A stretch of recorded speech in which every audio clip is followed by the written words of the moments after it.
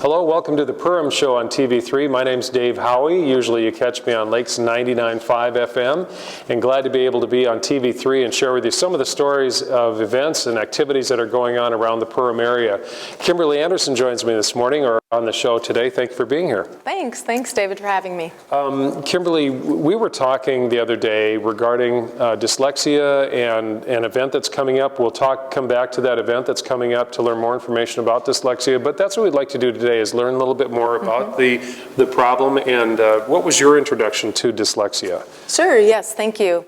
I'm happy to tell our story a little bit about it. We have 6 children, and all of our children had done reasonably well academically. And so you start to become maybe a little overconfident as a parent. By the 5th and 6th one, you have most of the little kid issues anyway figured out. And our 5th and 6th children started school, and they were early talkers. They were good, strong verbal communicators, especially negotiating what they wanted from older siblings. And they were just completely dumbfounded by the written word. Phonics made no sense to them. And kindergarten and into 1st grade, it was just very surprising, where you could tell these are normal, bright kids, and they just don't get it at all. Verbally, socially, everything was fine. Just when it came to looking at a word and remembering or processing that written word to what it was iconic for, was trouble. Yeah, exactly. And as we've learned more about dyslexia, we just learn to talk naturally. We don't have to go to school to learn to talk. Versus reading, we all have to go to school. And the process we all learn is one system that does work for 80% of the children. But the brain has to go through many steps to see the letters, to recognize what sound they represent, to make words out of them, and then concepts. To go from C-A-T being cat and make that leap to what you hear in your mind, and that this is the four-legged meow. Exactly. Yeah. One of the things that we wanted to talk about was the fact that, you mentioned 80% of the this works fine. I think that percentage is probably even a little lower because of just how common dyslexia is. Sort of an invisible problem is some of the research that we were talking about.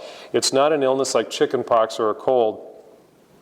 In school, your teachers can see you working hard, but they cannot see all the steps your brain is taking to work through the words on the worksheet, and then how to make those translations, and that's what you're running into.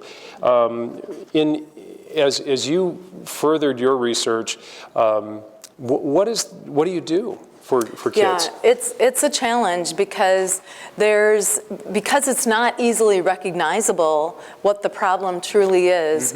It's a challenge, and there's a lot of legislation being moved forward across the country. There needs to be some more work in Minnesota towards passing legislation to support teaching and the correction of dyslexia in the school district. But we were very fortunate locally to find an organization in Fargo called Haley's Hope. And Carrie Buckholtz is the founder and director of that, and she's going to be coming to Perham to speak about dyslexia. They've been very beneficial. Wonderful. And again, as you're watching today, maybe there's someone in your world that is going through this. This is the information you want to be able to learn more about it. Or if you have, maybe you work with kids, and you may see a child that is struggling in finding this problem. There are some very specific things that we can do to help kids out that are going through this. Tell us about the presentation that's going to take place. Yeah, so Carrie's going to come and give a 2-hour presentation Monday, February 29th from 4 to 6 o'clock. It's free, thanks to Arvig. Arvig sponsored this presentation, so we really want to give a shout out to them.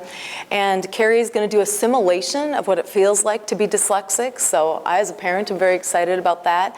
She's going to talk about the history, the diagnosis, and the treatment. So, good.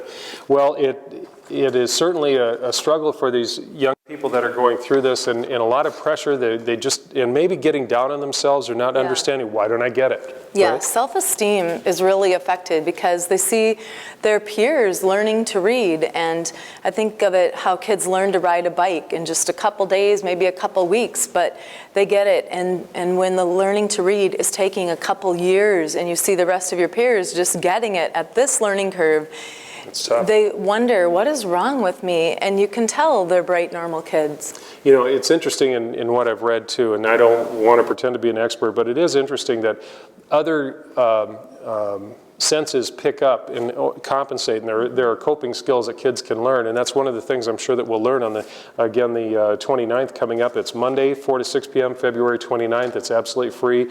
Coming out to the Perham High School cafeteria to learn more about it. Kimberly, thanks for bringing this to our attention. Yes, thank you so much, David. That's our Perham Show here on TV3. Thank you for watching. If you have an idea for a Perham Show you'd like us to cover in the future, please feel free to contact me. Again, my name is Dave Howie, and I can be reached at 346-4800. Thanks for watching.